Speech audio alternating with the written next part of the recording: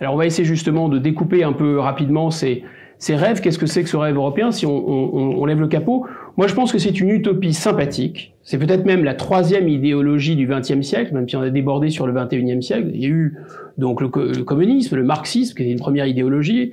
Ensuite, il y a eu tous les fascismes et les succédés du fascisme, dont le nazisme. Et il y a, je pense, une troisième idéologie au XXe siècle, sachant que pour moi, la démocratie, le libéralisme ou le nationalisme, c'était des inventions plutôt du XIXe siècle, et que l'islamisme est plutôt une invention dans la fin du XXe et du XXIe siècle. Donc là, je crois que cette idéologie européenne, c'est la dernière idéologie, c'est la dernière plutôt utopie ou idéologie du XXe siècle. Le rêve européen, c'est une idée sympathique produite par les, on va appeler les élites, les classes dirigeantes, à laquelle ils sont toujours très très attachés, mais je ne crois pas que ce soit un rêve au sens où j'ai donné la définition du rêve, qui a entraîné un enthousiasme, qui a, pour le meilleur ou pour le pire d'ailleurs, le nazisme, aujourd'hui l'islamisme, peut-être l'écologisme d'ailleurs, assurément le socialisme, le marxisme, ont déclenché des ferveurs, des enthousiasmes, ont soulevé des foules. Voilà, il y a eu des mouvements de foule, des mouvements de masse. L'Europe, l'idée européenne, encore une fois, même si c'est une idée sympathique, ça n'a jamais été une idée vraiment incroyablement entraînante, ça n'a jamais déplacé des foules, c'est toujours resté dans des cénacles, dans des cercles finalement assez limités. Alors, il y a trois, peut-être quatre rêves à l'intérieur de ce rêve, un peu comme des poupées gigognes. Le premier rêve, c'est un rêve de paix. Et c'est comme ça que l'Europe nous a été vendue, la construction européenne nous a été vendue. Alors mettons de côté tout de suite, pour des raisons de clarté du propos, l'Europe. L'Europe, c'est un avis. Est-ce qu'il y a eu une civilisation européenne ou des civilisations européennes? Ça se discute. Pour moi, il y en a plusieurs. Il y a une civilisation espagnole ou hispanique, il y a une civilisation germanique, il y a une civilisation française. Peut-être là, toutes ces civilisations font une symphonie européenne. Je veux bien l'accepter, et je veux bien accepter aussi que l'Europe soit une zone géographique, c'est-à-dire la péninsule du continent eurasiatique. Tout ça est vrai, et il y a eu quelque chose qui est... Enfin, ce lieu n'est pas seulement un lieu, c'est un lieu d'échange de ces cultures, et c'est ça qu'on appelle la civilisation européenne. Là, on est en train de parler d'autre chose que cette civilisation européenne, on est en train de parler de la construction européenne. Et cette construction européenne, qui a démarré techniquement après la guerre avec le traité de charbon et de l'acier, et ensuite avec la communauté économique européenne qui est devenue, à la suite de différents traités, l'Union européenne qu'on connaît aujourd'hui, c'est d'abord un rêve de paix, je disais. Ce rêve de paix, on le voit dès l'origine avec cette communauté européenne du charbon et de l'acier, puisque c'est l'idée que la France, l'Allemagne, le Luxembourg, le Benelux, disons, mettraient ensemble la production du minerai qui servait à faire des armes. Et donc, s'ils mettaient ensemble, ils partageaient le charbon, le minerai de fer, eh bien, étant copropriétaires de la production de ce qui permet de faire des armes, ils ne pourraient plus faire la guerre. Voilà, c'est l'idée de départ. Et cette idée de départ, elle a été vendue comme une évidence. Je suis sûr que si on interroge plein de gens dans la rue, ils vont dire, bah oui, si on a la paix en Europe, c'est grâce à la construction européenne. Alors moi je veux bien, mais sauf que ça ne correspond à aucune espèce de réalité historique. La construction européenne, elle s'est accélérée, comme vous savez, alors avec le traité de Maastricht en 92, et ensuite elle s'est un peu emballée, peut-être commencée en 58, mais la guerre, à mon avis, la Seconde Guerre mondiale, avait définitivement sur la partie ouest du continent réglé la question de la guerre. Alors pourquoi? La question de la guerre est réglée d'abord, à mon avis, parce que l'Allemagne, après la Seconde Guerre mondiale, va être définitivement vaccinée d'abord contre le nationalisme belliqueux, mais surtout, l'Allemagne va être profondément démocratisée. Et soyons pas naïfs, la démocratie en Allemagne n'a pas été imposée par des brassées de fleurs. Je pense que si le peuple allemand a été profondément démocratisé, c'est d'abord qu'il y avait des ferments de démocratie dans la culture allemande. Il y avait déjà quelque chose comme de la démocratie, même avant la Première Guerre mondiale. Il y avait déjà un parlement en Allemagne. Ensuite, il y a eu la République de Weimar. Donc l'idée démocratique était déjà en Allemagne. Mais on sait aussi, c'est le national-socialisme, c'est le nationalisme pan-germanique, qu'il y avait aussi à l'intérieur du peuple allemand d'autres tendances qui travaillaient la psychologie allemande, le monde allemand et le monde germanique plus généralement, puisque comme vous savez, ça a débordé sur l'Autriche, etc. Et je pense que, soyons pas naïfs, vraiment, c'est l'écrasement militaire de l'Allemagne, du Troisième Reich.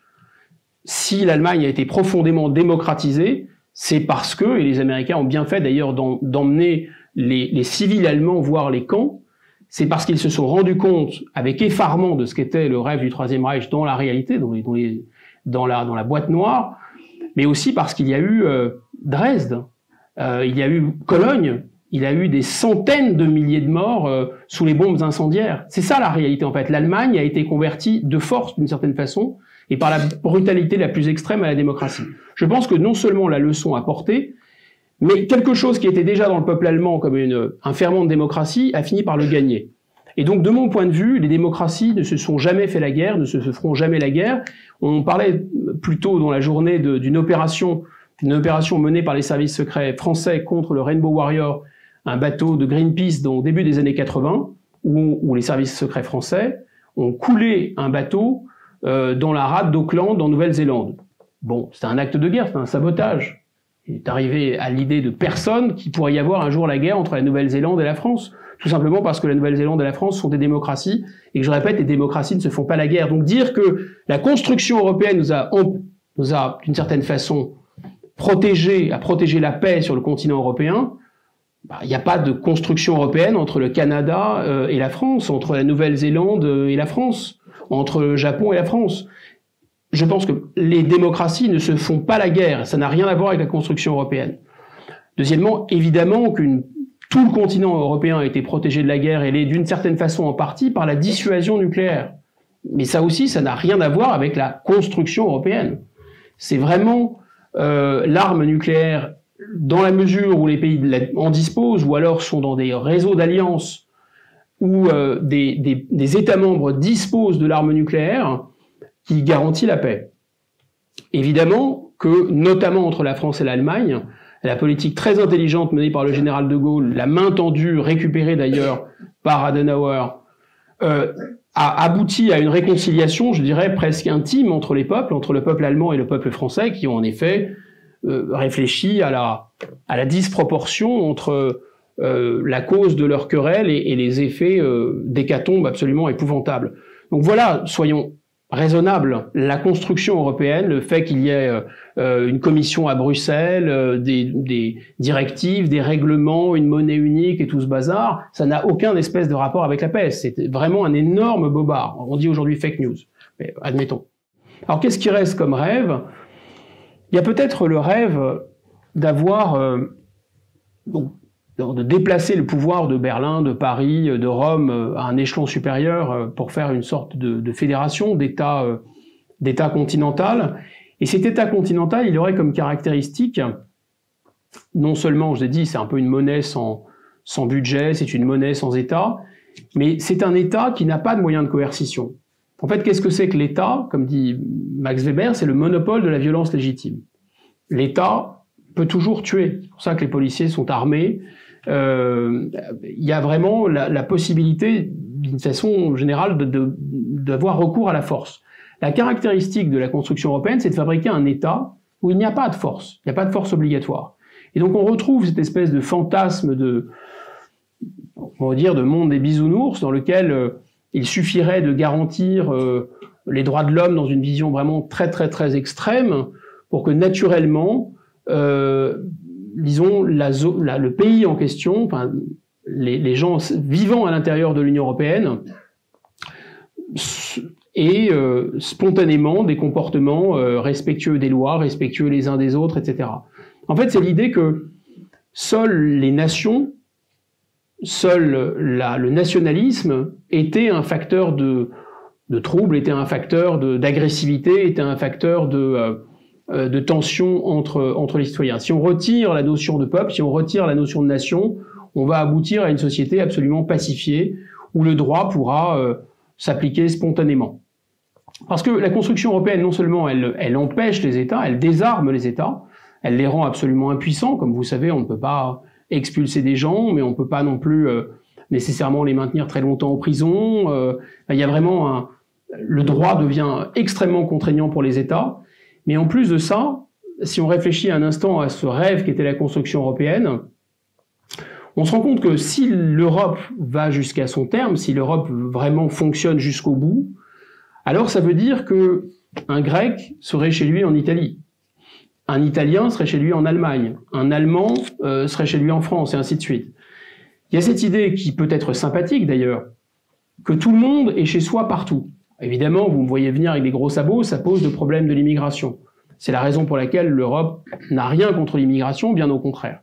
Mais plus généralement, si on creuse cette idée d'abolition des frontières à l'intérieur de l'Europe et surtout de déconnexion entre un État et une nation, entre un État et un peuple, avoir des institutions politiques qui sont détachées de la notion de peuple et de nation, pour ceux qui avaient ce rêve européen, c'est l'idée finalement de dépassionner la politique, qu'il n'y ait plus de passion nationale, qu'il n'y ait plus rien d'affectif dans la politique, au contraire quelque chose de froid, quelque chose de gestionnaire, quelque chose de technocratique, quelque chose de purement juridique. Et d'ailleurs, l'Union européenne et les textes produits par l'Union européenne sont d'un ennui mortel. Je pense que ça a aussi à voir avec le fait qu'ils ne sont pas contestés par personne, parce que personne n'a vraiment enfin, il y a vraiment beaucoup de camomille et de tilleuls pour lire 300 pages de directives européennes ou de traités européens. Il y a quelque chose de dépassionné, mais cette idée de détacher l'État du peuple, ça a pour effet, en fait, de détacher la loyauté politique et, d'une certaine façon, l'identité culturelle, on pourrait dire ça comme ça, l'identité linguistique, encore qu'il y a des pays, des nations qui sont plurilinguistiques, je pense à la Suisse, ils ont tout de même un affectio societatis puissant, c'est-à-dire qu'ils se sentent tous suisses. Et en fait, on se rend compte que, en détachant la notion d'État de la notion de peuple, eh bien, c'est la notion de démocratie qui est abîmée. Et si on regarde attentivement le mécanisme de la construction européenne, elle promet les droits de l'homme, c'est vrai, elle promet un monde dans lequel tout le monde pourra vivre en paix, à l'intérieur des frontières, mais c'est un monde dans lequel vous ne pourrez plus finalement demander des comptes et obtenir que des comptes vous soient rendus de la part des dirigeants. Lentement mais sûrement, on va vers une sorte de dépassement de la démocratie. Parce que l'Union européenne, on le sait, les membres de la Commission européenne ne sont pas élus, ce sont des fonctionnaires qui sont nommés, même s'ils sont nommés par des dirigeants, mais on rappelle en général, oui, mais alors il y a le Parlement européen. Parlement européen, vous ne connaissez pas vos parlementaires européens, vous ne leur demandez pas des comptes, vous ne savez même pas de quel parti ils sont. Les partis à l'intérieur du Parlement européen ne correspondent à aucune adhésion, à aucun débat démocratique. Il n'y a pas une majorité et une opposition. Les débats au sein du Parlement européen, vous n'en entendez quasiment jamais parler. Donc c'est pas une démocratie vivante. Les pouvoirs du Parlement européen sont d'ailleurs très limités à l'intérieur des institutions européennes. Ensuite, vous avez la Commission européenne. J'insiste pas, la Commission européenne, elle n'est pas élue. Déjà, elle a un pouvoir d'initiative, elle a des pouvoirs considérables dans un certain nombre de domaines, alors qu'elle n'est pas élue. C'est une atteinte fondamentale au principe de base de la démocratie. Et ensuite, vous avez, on va dire, le Conseil européen. On dit oui, mais c'est pas très grave tout ça, parce que finalement, les décisions restent prises par les États. On entend souvent cet argument, c'est le Conseil européen qui décide. Mais un instant, ça veut dire que là, vous allez voter pour quelqu'un, pour un gouvernement, le gouvernement français, et le gouvernement français va ensuite voter avec d'autres gouvernements, et donc il ne pourra pas vous rendre directement des comptes. Vous votez pour des gens qui ne vont pas prendre des décisions en votre nom, puisqu'ils vont prendre des décisions avec d'autres personnes. Donc on voit que dans le meilleur des cas, il y a un système technocratique, à mon avis un parlement tout à fait factice, et il y a un Conseil européen qui est dans le meilleur des cas une démocratie indirecte. Enfin, imaginez qu'on supprime toutes les élections en France et qu'on ne garde que les sénateurs, avec des élections à 2 étages ou à 3 étages. Les gens seraient évidemment furieux. Pourtant, si on regarde bien, c'est ça la construction européenne. C'est qu'on vous a juste privé de votre droit de vote. Vous pouvez voter, mais le temps que les gens pour lesquels vous votez trouvent d'autres partenaires qui soient d'accord avec eux pour faire la politique que vous avez décidé, vous pouvez vous lever de bonne heure, ça n'arrivera quasiment jamais.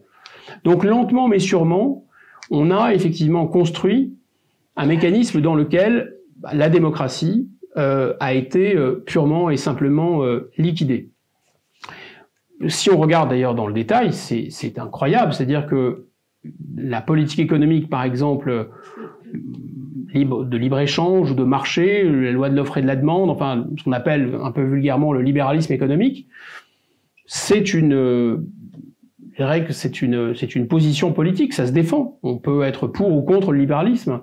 Là, l'Union européenne a inscrit le libéralisme, finalement, dans les textes. C'est-à-dire que c'est devenu du droit. Il y a donc une certaine coloration politique, il y a une certaine direction politique qui est devenue ad vitam aeternam la politique qu'on va vous imposer. Donc c'est vraiment très très étonnant.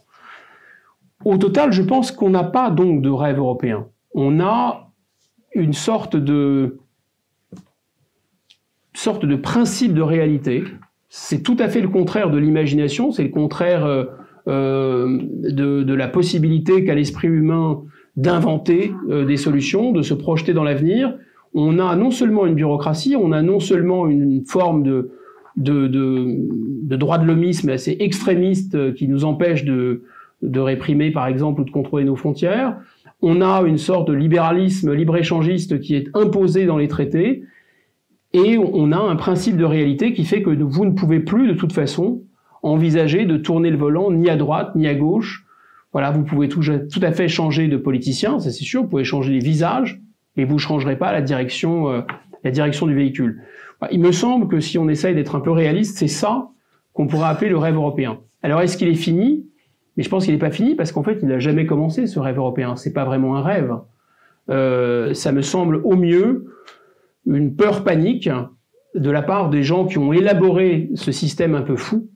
C'est une peur. Derrière le rêve européen, il y a la peur du retour du fascisme, il y a la peur du retour du communisme, il y a la peur que les peuples fautent, il y a la peur des passions démocratiques, il y a la peur aussi d'être entraîné dans l'histoire. D'ailleurs, est-ce que les rêves sont les mêmes? Est-ce que les peuples européens sont rentrés dans la construction européenne pour les mêmes raisons? Chacun est à côté auberge espagnole dans la construction européenne. Est-ce que le Portugal, l'Espagne, la Grèce sont pas rentrés dans l'Europe pour obtenir des subsides? On sait bien que si. Est-ce que la Grèce, par exemple, est pas rentrée dans l'Union européenne aussi pour être protégée un peu de la Turquie, qui n'était pas à l'intérieur de l'Union européenne? Sans doute que si. Est-ce que les pays comme les pays baltes ou la Pologne ne sont pas rentrés dans l'Europe pour être protégés de la Russie? Probablement que si aussi. Est-ce que un pays comme la France n'est pas rentré dans l'Europe? D'ailleurs, c'est le général de Gaulle qui avait utilisé cette expression pour avoir un levier d'Archimède, pour avoir une France en plus grand. Les autres sont pas du tout d'accord, accessoirement. Bon, probablement que si aussi. Est-ce qu'un pays comme l'Allemagne n'est pas rentré dans l'Europe un peu pour avoir une sorte de piscine purificatrice, pour pouvoir être lavé des péchés de la Seconde Guerre mondiale? C'est très intéressant, mais vous regardez d'ailleurs, il y a un marqueur qui est tout à fait intéressant pour mesurer le degré d'adhésion à l'idée européenne d'une population. Ça dépend vraiment de ce que les peuples ont fait pendant la Seconde Guerre mondiale. Moins les peuples ont fauté pendant la Seconde Guerre mondiale, et moins l'idée européenne trouve d'écho ou d'adhésion. La Grande-Bretagne est sortie de l'Union européenne parce que elle s'est comportée de manière héroïque pendant la Seconde Guerre mondiale, donc elle n'avait rien à se faire pardonner. Donc elle n'est jamais vraiment rentrée dans l'Union européenne, elle a jamais vraiment cru à l'Union européenne, et elle en est sortie assez facilement. Le Danemark n'est pas rentré dans l'euro, mais enfin le Danemark, ils n'ont jamais été derrière Adolf Hitler, et ainsi de suite. Donc on pourrait vraiment aussi montrer que ce rêve européen n'a jamais été un rêve, c'est plutôt une sorte d'élite qui a envisagé un despotisme éclairé pour empêcher les peuples de fauter et pour les garder loin, probablement, d'une dérive socialiste, marxiste, qui a abîmé l'Europe, une partie de l'Europe en tout cas, et loin d'une dérive fasciste ou nazie qui a précipité des guerres mondiales, enfin au moins une guerre mondiale et des génocides. En fait, c'est vraiment une idée, dès le départ, me semble-t-il, complètement négative. L'idée maintenant d'arriver à avoir une puissance européenne autonome, d'équilibrer, c'est comme ça que ça nous a été vendu aussi, d'avoir une puissance qui ne serait ni la Russie, ni la Chine, ni les États-Unis. Bon, la crise ukrainienne, je pense, est un révélateur du fait qu'il n'y aura jamais de puissance européenne, puisque le rêve de la puissance européenne, c'est vraiment le rêve de s'en remettre à d'autres pour ce qui est de la question de la puissance, pour ce qui est de la question de la guerre et de la paix, et ce qui est à mon avis extrêmement dangereux, comme on le voit dans la guerre en Ukraine, et ce qui est aussi de s'en remettre à d'autres pour ce qui est de l'avenir. L'Europe, c'est aussi le continent qui ne fait plus d'enfants. Et là, je crois qu'il faut un peu faire comme les judokas, c'est-à-dire il faut tourner il faut tourner la force, le poids de l'adversaire contre lui-même. Moi, je pense qu'il ne faut pas faire le Frexit, il faut faire le Bruxit. Je m'explique. C'est-à-dire qu'il faut sortir de cette espèce de ce que j'appellerais une illégalité, parce que c'est de l'illégalité. Article 2 de la Constitution du 4 octobre 58, de notre Constitution donc, et la Constitution c'est la loi suprême en France, c'est pas les traités européens, hein, c'est la Constitution. On est encore en République française, c'est encore marqué liberté, égalité, souveraineté. C'est pas marqué tolérance, bisounours, vive le voile, etc. Voilà, pas encore. Donc, la Constitution étant le texte qui est au sommet de la hiérarchie des normes, comme disent des juristes, je pense que l'Union européenne, on peut sans aucun problème décréter son illégalité. C'est illégal l'Union européenne parce que si le peuple est souverain, l'idée de souveraineté européenne est une forfaiture, c'est quelque chose d'illégal. En fait, dans le droit français, il y a un certain nombre de principes dans la Constitution qui sont embarqués. Parmi ces principes, il y a la liberté. Vous ne pouvez pas, vous, en tant que sujet juridique, vous vendre en tant qu'esclave. Voilà. Vous pouvez, si vous voulez, vous jouer à des jeux pervers de SM, si vous voulez, mais vous n'avez pas le droit juridiquement d'abolir votre liberté. C'est interdit. Il me semble qu'il en va de même de la démocratie et des représentants du peuple français. Les représentants du peuple français n'ont pas le droit de brader ou de vendre la liberté du peuple français. C'est interdit. D'une certaine façon, c'est ce qui s'est passé le 10 juillet 40 lorsque les parlementaires ont décidé de donner les pleins pouvoirs à Pétain.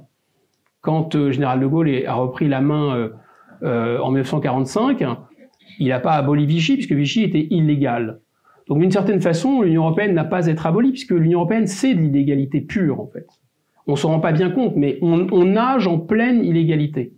On a non seulement violé en long, en large et en travers tous les principes démocratiques, mais en plus, arrêtons-nous un instant, parce que c'est un point un peu technique. Dans notre Constitution, il y a un article qui s'appelle l'article 55. Il dit que les traités sont supérieurs à la loi. Et c'est ça le trou de souris dans lequel l'Union européenne et ce système de tyrannie s'est engouffré pour nous imposer tout leur fatras. Parce que le traité est au-dessus de la loi. Alors dans ce cas, vous pouvez voter la loi, de toute façon, il y a un traité européen, il s'impose à vous. D'accord. Mais l'article 55, il a été fabriqué pour des traités. Qu'est-ce que sont les traités en temps normal? Un traité, c'est un accord qui est passé en général entre deux États ou plusieurs États. Alors, parfois, ça aboutit à créer des organisations internationales, comme les Nations Unies, comme l'Union Postale Universelle, comme, je sais pas, l'Union Européenne, par exemple. Ce n'est qu'une organisation internationale après tout, parmi d'autres, comme il y en a plein. Mais si les Nations Unies se mettaient à sécréter un droit qui empêchait nos parlementaires de décider du destin des Français, les gens diraient, mais ça va pas bien, non? Ça tourne pas rond. C'est exactement ce que fait l'Union Européenne. L'Union Européenne utilise le fait que les traités sont supérieurs à la loi pour sécréter, et ça c'est important, un ordre juridique. Et en plus, un ordre juridique qui est supérieur à l'ordre juridique constitutionnel et démocratique. Et c'est là où je pense qu'il y a une faille dans le raisonnement, et c'est là où il y a une illégalité. On est, me semble-t-il, parti dans une illégalité totale. L'Union européenne n'a pas plus de légitimité que l'État français de Vichy, hein. Pas plus, pas moins. Ça peut vous paraître choquant de dire ça, mais je pense que j'en ai discuté avec des conseillers d'État, des gens qui sont même des professeurs de droit.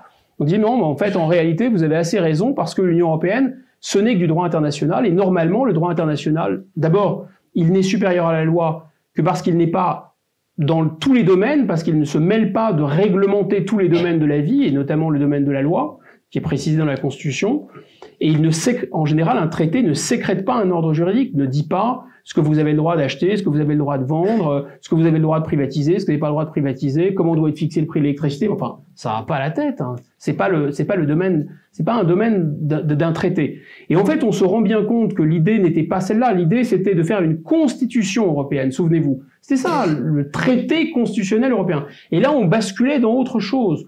On basculait d'une organisation internationale à un État supranational. Ah oui, sauf que les gens ont dit non. Pardon, mais ils ont juste dit non. Voilà, ils n'ont pas dit non une fois, ils ont dit non plusieurs fois. Pas qu'en France. Donc on est rentré, me semble-t-il, sur le terrain de l'illégalité totale. Alors ça veut pas dire que c'est pas des gouvernements démocratiquement élus qui n'ont pas signé les traités, etc. Mais ils ont engagé leurs responsabilités au-delà de ce qu'ils avaient le droit de faire, me semble-t-il. Je voudrais poser une dernière question pour ce qui me concerne, après je vous donne la main. En septembre dernier, M. Michel Onfray a indiqué qu'au point de départ, Front Populaire était là pour promouvoir le débat d'idées, et que malgré tout, de nombreux lecteurs lui demandaient de se lancer dans la politique. Et il y a eu cette déclaration d'intention de présenter une liste pour les élections européennes et peut-être au-delà.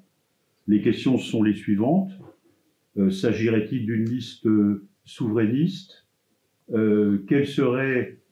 Est-ce que France Souveraine, qui est une association loi 1901, entend se transformer? Avez-vous le goût pour la politique? Et est-ce que des alliances avec d'autres forces politiques sont possibles pour éviter de disséminer les voix? Je dois dire que parmi toutes les questions que nous avons reçues, beaucoup tournaient autour de ces points. Bon, je ne peux pas parler à la place de Michel Onfray. C'est à lui de répondre à cette question. Moi, en tant que citoyen et en tant que président de France Souveraine, qui est un peu le bras armé ou le prolongement de la revue Front Populaire, je le souhaite. Je ne peux dire que ça. Je souhaite qu'il soit candidat, je souhaite qu'il se lance. Si je le souhaite et si d'autres le souhaitent, c'est parce qu'on considère que dans l'offre politique actuelle, il y a rien de très satisfaisant. Je vous parlais tout à l'heure de manière peut-être un peu caricaturale, un peu brutale, du fait que l'Union européenne, c'est pas un rêve, ça repose sur la peur du communisme d'un côté, la peur du nazisme ou du fascisme de l'autre, et en disant bon, laissez-nous les clés du camion, nous on va dépassionner le débat, on va faire ça de manière technocratique, on va garantir le marché, on va garantir que les droits de l'homme fonctionnent sans le peuple, sans la démocratie, garantie sans sucre, sans un État sans peuple. Ben en fait, en réalité, il y a et ça, c'est vendu comme étant la raison, comme étant la modération, la pondération, le bon sens, l'équilibre. Les gens qui sont bien dans leur tête, qui ont fait des études, ils croient à ça. Et non, c'est le seul avenir possible. Qui conteste aujourd'hui? Ben, vous avez effectivement une extrême droite et une extrême gauche qui contestent. Vous avez LFI qui conteste. Vous avez Reconquête ou le Rassemblement National qui contestent. Et en réalité, ils contestent sans, d'une certaine façon, imaginer qu'il est possible totalement de sortir du système. C'est le premier point, très important. Parce que le fameux rêve européen n'est pas un rêve, c'est un principe de réalité. Je vous dis, c'est comme une chape de plomb qu'on a posée sur notre tête de citoyens. On n'a plus le pouvoir. Et sur l'avenir aussi, on ne peut plus l'imaginer, même l'avenir. Il devient inimaginable. On a juste une peur. Bon, faut pas sortir de ça parce que dehors il fait très froid ou très chaud, c'est très dangereux. Et donc finalement, je disais peur du nazisme et peur du communisme, mais on a comme par hasard une caricature. Je vais pas dire que Monsieur Mélenchon est une espèce de Chavez du rayon frais ou que Madame Le Pen c'est une sorte de Mussolini de chez Lidl, mais enfin il y a quelque chose quand même qui ils tombent eux-mêmes, enfin, ils sont un peu les caricatures d'eux-mêmes. Ils sont la caricature on veut de l'identité, on veut de la nation, etc. D'ailleurs, on ne veut que ça. Il n'y a que ça qui nous intéresse. Ou alors, on est contre la mondialisation, on est contre le libéralisme, on est contre le marché. Et il n'y a que ça qui nous intéresse, d'une certaine façon. Et en fait, ce sont un peu les idiots utiles de ce système européen, évidemment, que tant qu'en face d'eux, les européistes, c'est-à-dire en fait toute la classe dirigeante, c'est-à-dire en fait tous les notables, ont en face d'eux des gens qui leur rappellent, même de manière lointaine, les épouvantails du socialisme ou les épouvantails du fascisme, ils sont très contents. Vous l'avez dit, il n'y a pas d'alternative. La seule alternative, regardez, ce sont des gens très extrémistes. Alors, il s'avère que tout ce que dit Madame Le Pen, a fortiori Monsieur Zemmour, à mon avis un peu plus capé, ou ce que dit Jean-Luc Mélenchon, en tout cas certains de ses lieutenants les plus avisés, tout n'est pas faux dans ce qu'il raconte. Il y a une colère sociale, une misère sociale qui est, à mon avis, justement, correctement exprimée par Jean-Luc Mélenchon. Le problème, c'est qu'il y a toutes ces outrances et toute cette attaque en règle contre le capitalisme. Le capitalisme, on n'a pas envie nécessairement de le jeter à la poubelle. L'idée, ce serait peut-être plutôt que de développer la Chine, développer la France. C'était une idée. Enfin, grosso modo, on n'a pas envie nécessairement qu'on n'ait plus d'entreprises en France. Ça n'a pas de sens. De la même façon, oui, tout ce que dit Madame Le Pen, ce que dit Monsieur Zemmour n'est pas faux. Évidemment que l'islamisme est un problème, évidemment que l'immigration, on n'en a plus besoin et elle devient vraiment un facteur, une source de discorde, de danger pour l'équilibre du pays. Mais d'un autre côté, c'est pas le seul problème. C'est pas ça devient vraiment ça commence à virer à l'obsession.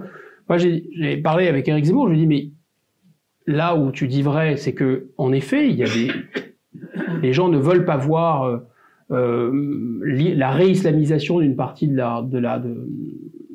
l'immigration, et encore, c'est même pas les immigrés, c'est même pas les enfants des immigrés, c'est les petits-enfants des immigrés, c'est encore pire. Ils veulent pas voir ça, ils tournent la tête. Ils veulent pas voir que des gens qui sont nés de parents eux-mêmes nés en France s'habillent comme des bédouins du 7e siècle, c'est quand même un problème. Qui veulent voiler leurs femmes, leurs filles, et qu'ils veulent vivre ensemble, et que la société, ce fameux séparatisme, ça ils veulent pas le voir. Donc quand tu dénonces ça, bah oui, les gens sont d'accord, mais tu peux pas aussi en même temps nier le fait que partout il y a des gens d'origine musulmane dans la société française, et qui sont, même si la France ne pratiquait plus l'assimilation, elle était plus pratiquante, la France a quand même réussi à digérer énormément de cette immigration. Donc, moi, personne ne devrait être en mesure de nier le danger à mon avis mortel que représente l'islamisme et la poursuite d'une immigration de peuplement massive de gens qui sont hostiles et qui trimballent une idéologie assez hostile à l'égard de la démocratie, pas seulement de la France. Mais on peut pas faire de tous les descendants d'immigration des ennemis ou des cinquièmes colonnes. Enfin, c'est très très exagéré. Enfin, c'est pas la réalité non plus, quoi, en fait, finalement. Donc, je pense que voilà, l'idée, c'est que dans l'offre politique actuelle, il nous semble, et je vous prends votre question tout de suite, il nous semble qu'il n'y a rien qui renoue avec l'espoir, l'avenir, le fait de sortir de la tête. Qu'est-ce que j'appellerais le Bruxit? Qu'est-ce que ce serait le Bruxit? C'est-à-dire, c'est même pas la peine de sortir de l'Union européenne, c'est juste de refuser de lui obéir. Et si on refuse d'obéir à Mme von der Leyen, il va se passer quoi? Elle va nous envoyer ses chars? Elle va nous envoyer sa police? Il va rien se passer, c'est ça en réalité. Le roi est nu, c'est-à-dire qu'il suffit de ne plus y croire, ça va s'écrouler en fait. Parce qu'il n'y a rien, c'est un décor de théâtre. Je pense que c'est ça qui serait intéressant. C'est même pas la peine de faire de négocier. Mais négocier avec qui et pourquoi? On a déjà financé ce système à fond perdu depuis des années et des décennies. Il manquerait plus en plus qu'il nous fasse passer sur des fourches codines et nous fasse payer parce qu'on veut quitter le club. Ça va pas bien la tête. Donc à partir de maintenant, on va effectivement avoir des commandes publiques. Ça leur plaît pas? C'est le même tarif. À partir de maintenant, on va rétablir des frontières. Ça leur plaît pas? Ah ben c'est le même tarif. À partir de maintenant, on va décider s'il y a un certain nombre d'industries, de technologies qui sont très importantes pour la France et pour son avenir, qu'on va les financer. Et uniquement les entreprises françaises. Ça contrevient au traité? C'est pas grave, aucune importance. Mais qu'est-ce qu'ils vont faire exactement? Vous voyez bien qu'en fait, la ligne Maginot, elle est dans la tête. Que si vous refusez, à partir du moment où vous pensez l'avenir en dehors de leur cervelle, tout s'éclaire, tout s'ouvre, tout redevient possible. Qu'est-ce qui empêche les Français de refabriquer des écoles normales pour former des professeurs correctement? Qu'est-ce qui empêche qu'est-ce qui empêche? D'ailleurs, est-ce qu'on est vraiment obligé de rembourser cette dette? Est-ce qu'on est... En plus, le système de Banque Centrale Européenne, un peu complexe, un peu technique, fait qu'on peut même produire de la monnaie d'ailleurs localement. En fait, la production des euros, elle n'est pas centralisée en plus. Donc, et de toute façon, la plupart de la création monétaire, elle est plutôt une création bancaire, elle n'est pas une création de papier-monnaie ou de pièces. Donc l'idée de rembourser notre dette, écoutez, à part, je crois que le seul pays qui a remboursé sa dette jusqu'au dernier copec, pas le Mali, c'est la Roumanie de Ceausescu. Et les Roumains s'en souviennent encore. Aucun pays ne rembourse sa dette, surtout quand vous êtes un individu, que vous êtes surendetté, vous allez voir une commission de surendettement où vous remboursez pas votre dette, parce qu'en fait le piège de la dette, c'est que plus vous voulez rembourser votre dette, plus vous vous endettez pour rembourser votre dette, et ainsi de suite. C'est exactement le mécanisme dans lequel on est parti. Donc il suffit simplement d'arrêter d'obéir à Bruxelles. Et alors là, les gens vont dire, mais c'est un scandale, c'est l'illégalité, vous êtes un fauteur de troubles. Mais non, la Constitution française, article 2, on est dans notre bon droit. C'est vous qui nous avez entraînés dans l'illégalité, c'est pas l'inverse. La France ne peut pas être simplement un passé. La France ne peut pas être simplement des racines, la France ne peut pas être simplement une identité. La France doit être un lien entre le passé et un avenir. Il doit y avoir une projection dans l'avenir. C'est notamment vrai des gens qui sont les plus récemment français. C'est ce que nous allons faire ensemble. C'est la France qu'on veut bâtir dans le monde qui vient, qui va prolonger l'histoire de France. C'est une histoire qui est vivante. Ce n'est pas un musée, la France. Voilà, c'est tout ce que je peux vous dire. Voilà. Merci. Donc,